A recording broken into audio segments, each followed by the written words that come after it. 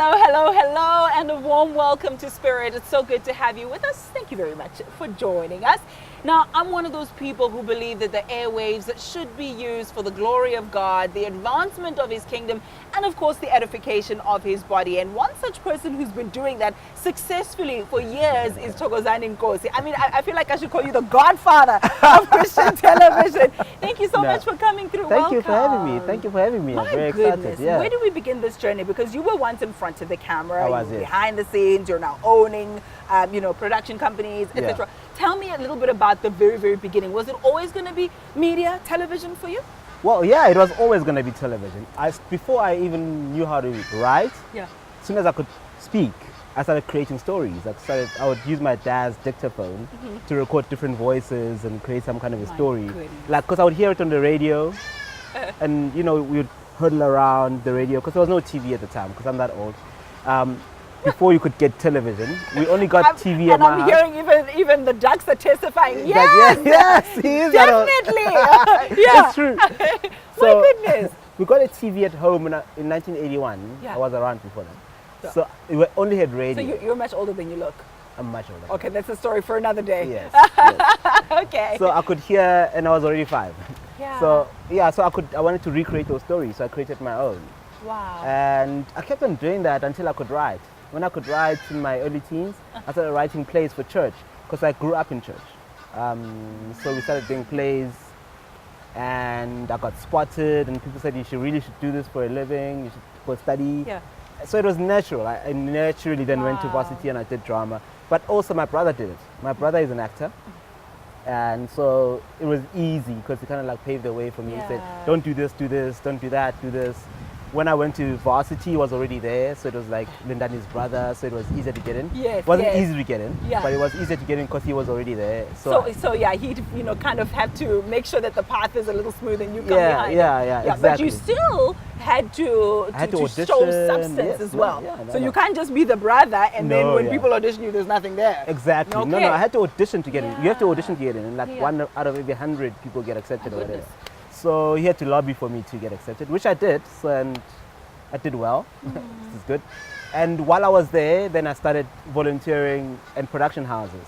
And the production house that I volunteered at so happened to produce religious programs. So it was like, oh God, My plan, goodness. And I started interning at a show called Crux. Yeah. And I eventually presented in it, and I eventually produced it. And I guess the rest is history. My word. Yeah. So I just grew from that to that, and I stayed within that space. Yeah. We've diversified now, but the core of what we do is still religious content. We still do the same shows we did 10 years ago.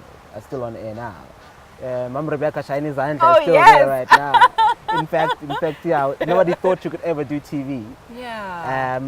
But like again, I think God was steering it, and it happened, and she's still on air. So it's amazing. It's God's grace. So when you relay the story in that way, it's very easy to see it as a fairy tale, beginning and then the middle and it wraps up and everything was wonderful. Yep. But I know for certain that the pitfalls are there. Plenty. The difficult times are there. The times when you step back and say, do I even want to do this still? Yeah. Tell me about those. Well, there's so many. Yeah. Where do we start? In 1998, there was the first recession, or like the market crash.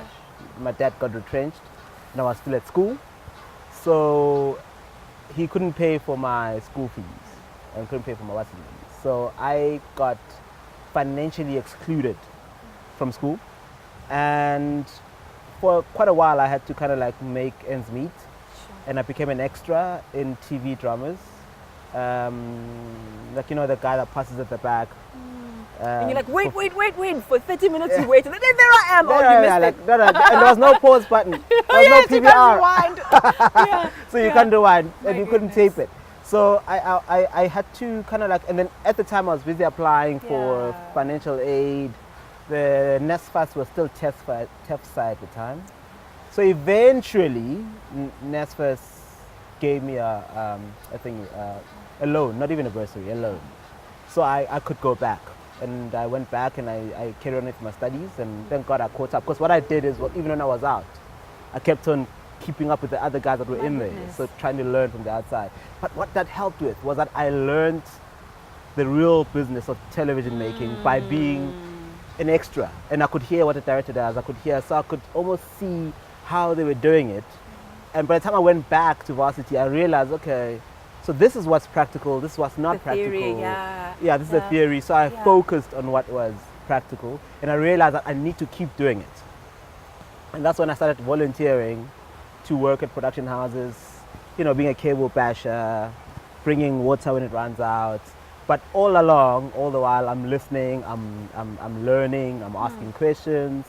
And thank God I could act, because then they would use me as an actor and not pay me, but that's fine. Yeah. I wanted to do it. It You wasn't for money. Anything, I didn't do it anything for they money. needed, that was you. And I didn't do it for money. Yeah. In fact, the first time I got paid for it was because they said, Hashem, I think we should start paying you Wow. for it. Yeah, I never asked for money. If there's anything that I would do for free, if I had all the money in the world, it'd be this. I don't work. That's to how be you honest know with it's your passion and Yeah, purpose. no, it is.